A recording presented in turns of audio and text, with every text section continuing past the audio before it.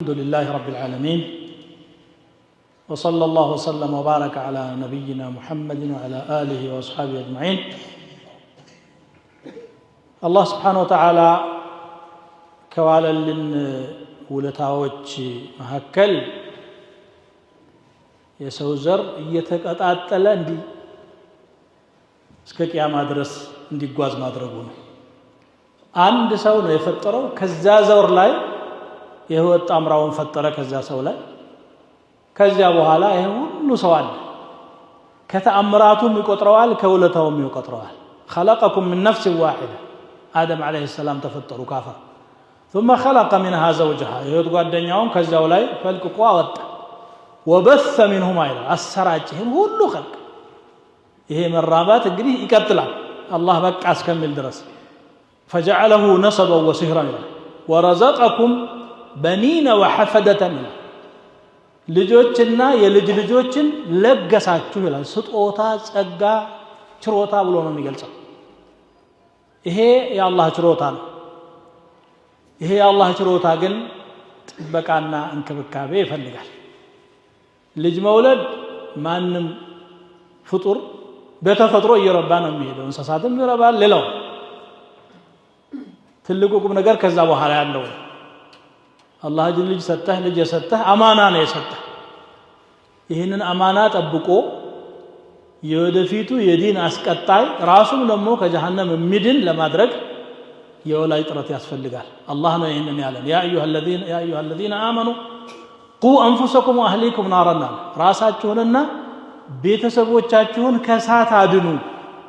እንዴት ነው የምናድናቸው ሳት አፋፍ ላይ አይተናቸው መመለስ ነው ለሳት የሚዳርግ ነገር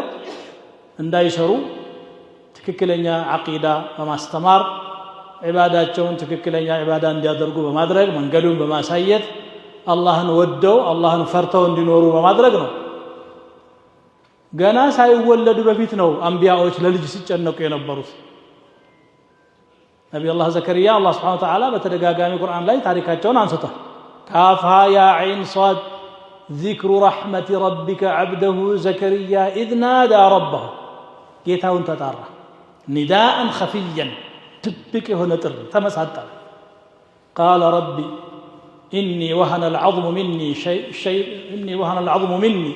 واشتعل الرأس شيبا ولم أكن بدعائك رب شقيا وإني خفت الموالي من ورائي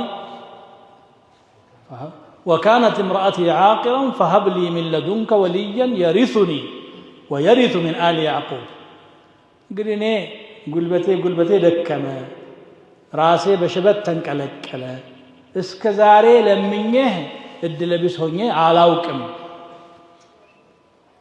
زاري وراش እንድትሰጠኝ ለምንሃለሁ እኔንና የያዕቆብን ቤተሰብ የሚወርሳሉ ያዕቆብና ዘከሪያ መሐከል ከአንድ ሺህ ዓመት በላይ አለ እዚህ መሃል ያሉትን አያቶች አልፎ ያዕቆብን የተከሱት ለልጃቸው እየተመኙ ያሉት መቃመ ንቡዋ ነው ማለት ከፍ ያለ ነገር አላህም ዱዓቸውን ተቀበለና ሰጥቻለሁ አላቸው ረቢ ላ ተዘርኒ ፈርደን ብቸኛ አታርገኝ ጥሩ ልጅ አድርግልኝ ምልክት ስጠኝ ምልክት ሰጣቸው አላ ተከለመ الناس 3 ليال سويا ከዛ በኋላ ያ ያህያ خذ الكتاب ነው ኪታብ ጋር አጣምረው ኪታቡን ያዛ ተውራትን ሊረከብ ነው የተለመነው እንዱ ዘር እንዲረባ ብቻ አይደለም ነብዩላህ ኢብራሂም አለይሂ ሰላም እንደዚሁ ልጅ ስጠኛ ልጅ ሰጣቸው 12 ወንድ ልጅ ሰጣቸው ነው በታሪክ ላይ የተመዘገበው የሁሉም ዘራውታ ግን በተለየ መልኩ እስማኤልና ኢስሐቅን ደግሞ አላህን አመሰገኑ አልহামዱሊላህ الذي وهب لي على الكبر اسماعيل واسحاق صالح የሆኑትን የተለየ ሁኔታ ያላቸውን ነው በልዩ ጸጋ ያነሱት ስለዚህ ለልጅ አስቀድሞ ዱዓ ማድረግ ያስፈልጋል የሁሉም صالحዎች ربنا هب لنا من ازواجنا وذرياتنا قرة اعين ከሚስቶቻችንና ከዝርያዎቻችን ያይን ማረፊያ የሆነን ስጠን የዚህ ተቃራኒም አለ እንደውም ሌላ አያት ላይ ቆሞ ይላል ان من ازواجكم واولادكم عدوا لكم ይላል ከልጆቻችሁና ከሚስቶቻችሁ ጠላት ይሆናል فاحذروهم ተጠንቀቁ ይላል እንግዲህ ልጅ ለወላጁ ምን መሆን ነበረበት መስመሩ ሲለያይ ነው እንደሚሆነው ያቅምህን ከታገልክ በኋላ ካቅምህ በላይ በሆነው አላህ ይጠይቃል ነብዩላህ ኑህ አለይሂ ሰላም ምሳሌ ተጠቀሰው ስለዚህ ነው ልጃቸው ና ልጄ እስከዛሬ አመጽክ ዛሬ አላህ ተቆጥቷል ኩፋርን ሊጠራርግ ነው እሚድነው እዚህ መርከብ ላይ የተሳፈረ ብቻ ነው ያ ቡነይ يركب معنا አሉ ولا تكن مع الكافرين ከካፊር ጋር አልሰለቹም እስከ መጨረሻው እስትንፋስ ድረስ ከካፊሮች ጋር አትሁን አሉ قال سآوي إلى جبل يعصمني من الماء መንገዱ ተለያይቷል ከውሃም ያድነኝ ከፍ ያለ ተራራ ላይ እንጠለጠላለሁ እንጂ አንተ ጋርማ ዝቻ አልገባም ማለት قال لا عاصم اليوم من أمر الله ዛሬ ከአላህ ትእዛዝ የሚያድን ምንም የለም ማለት ይሄን ብለው ሳይጨርሱ وحال بينهما الموج فكان من المغرقين لما አበሉ መሐከላቸው ገብቶ ሰመጠ ልጅ ይሄ አመፀኛው ግን በተፈጥሮ ልጆች ንጹህ ሰሌዳ ማለት ናቸው አእምሮአቸው እኛ ያቅማችንን ከጣርን በአብዛኛው የመስተካከል እድል አለ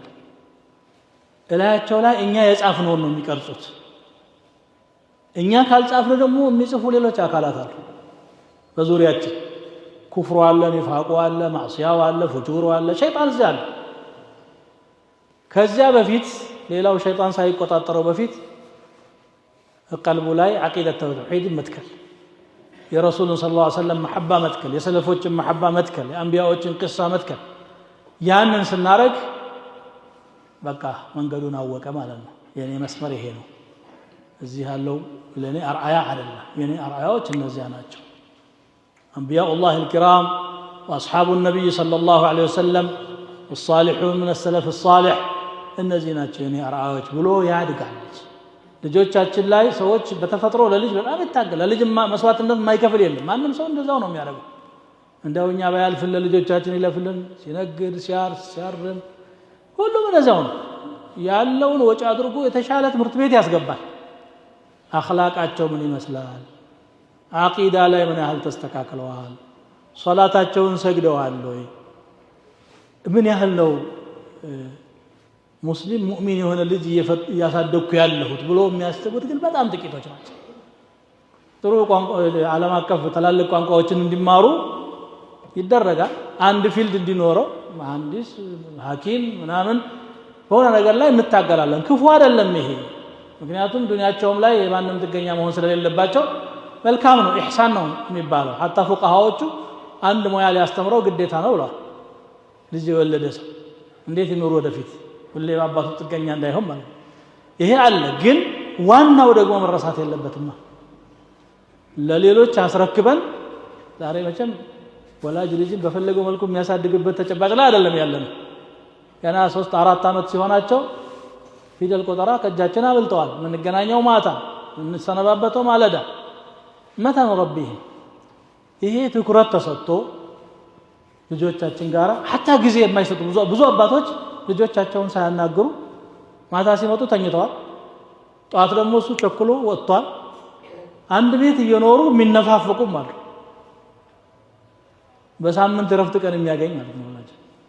ይሄ ተገቢ አይደለም ለትልቁ ትኩረት ሊሰጠው ለሚገባው ነገር ትኩረት ነፍገን ቁስን እናሳድዳለን በተለይ ደግሞ በዚህ በሁለት ወር ረፍት ላይ ደግሞ ይሄንን ያነሳሁትም ለዚህ ነው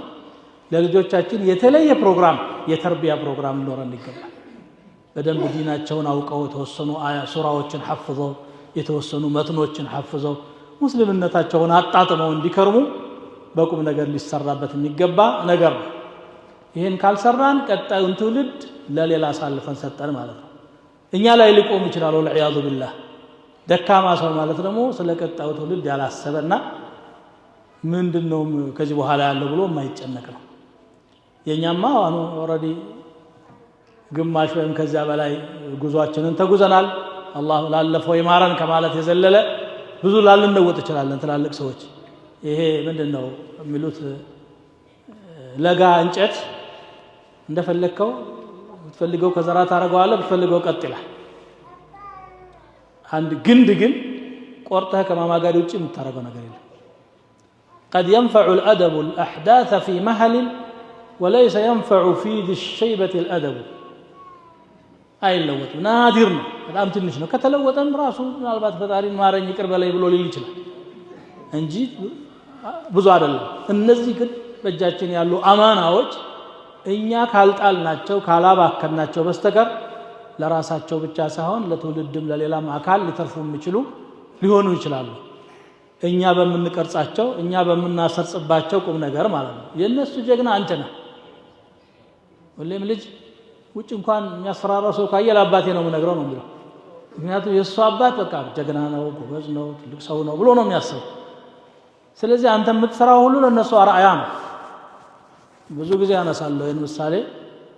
ሲጋራ የሚያጨስ አባት ልጁ ትርኳሽ ይዞ እንዲህ ማለት አይቀርም